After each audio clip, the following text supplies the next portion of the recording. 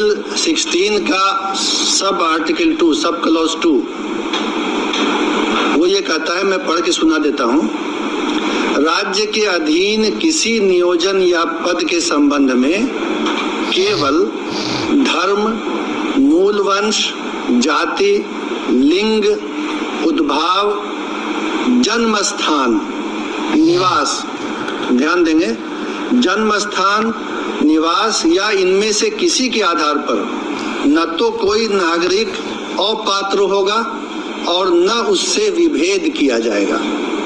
तो भारत के संविधान का अनुच्छेद 16 ये कहता है कि जन्म स्थान और निवास के आधार पर आप किसी उम्मीदवार को अपात्र नहीं कर सकते। ये नहीं कह सकते हैं कि किसी राज्य से बाहर अगर किसी का जन्म स्थान या निवास है तो वो इस चयन प्रक्रिया में पात्र होने के लिए अपात्र है, अयोग्य है, ये नहीं किया जा सकता है। अगर ऐसी कोई प्रक्रिया चलेगी तो वो गैर कानूनी भी होगी और असंवैधानिक भी होगी। इसलिए ये संविधान के अंतर्गत कानूनी बाध्यता है कि निवास के आधार पर किसी को अयोग्य न किया जाए। पूरे देश के लोग इस परीक्षा में शामिल होने के लिए पात्र हो। चयन तो मेरिट के आधार पर होना है। अब ये हम देखेंगे कि इसके पहले क्या होता रहा है। बिहार लोक सेवा आयोग के स्तर पर पहले भी 3 बार परीक्षाएं ली गई हैं शिक्षक की नियुक्ति के लिए।